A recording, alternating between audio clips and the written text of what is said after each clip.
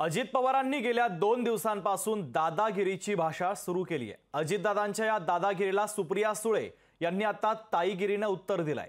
अजित पवारांनी दादागिरी करू नये अशी तंबीच सुप्रिया सुळे यांनी अजित पवार यांना दिली। पाहूयात।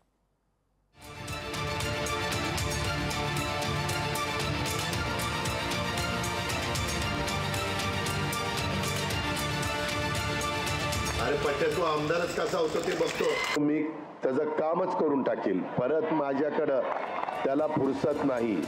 लोकसभा निवडणुकीचा प्रचार रंगत आलेला असताना अजितदादांची खुलेआम दादागिरी सुरू। आमदार अशोक पवारांना तू आमदार कसा होतो ते पाहतो असा दम दिला, तर निलेश लंकेंनाही त्यांनी जाहीर तंबी दिली। मावळमध्ये स्वतःच्याच कार्यकर्त्यांनी बघून घेण्याचा दम दिला। अजितदादांची ही दादागिरी सुप्रियाताईंना सहन झालेली नाही। अजित पवारांनी दादागिरीची भाषा करू नये असा इशारा सुप्रिया सुळेंनी दिलाय। अजितदादांना दादागिरी करायची असेल तर त्यांनी घरात करावी असंही सुप्रिया सुळे म्हणाले। निलेश लंकेंना दमदाटी कराल तर त्यांची ढाल बनून काम करणार असल्याचंही त्यांनी सांगितलं।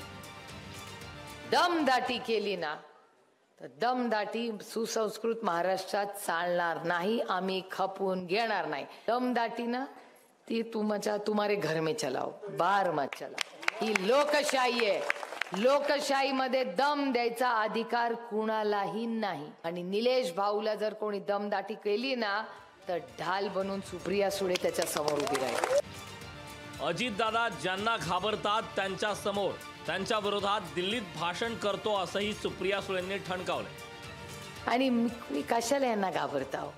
हे ज्यांना घाबरतात ना त्यांच्या समोर डंके की चोट पे मी आणि अमोल कोल्हे दिल्लीत भाषण करतो, आदराने करतो, पदाचा मान सन्मान करतो, उर्मटपणा नाही करत आम्ही।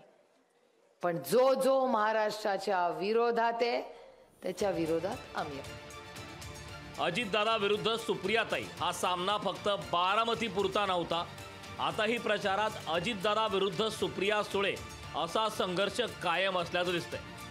सख्या दादा ताईंमधील वाद आता बारामती पुरता मर्यादित राहिला नसून बहीण भावामधील वैर आता खूपच विकोपाला गेल्याचं अधोरेखित झालंय। संतोष आवारे, लोकशाही मराठी, अहमदनगर।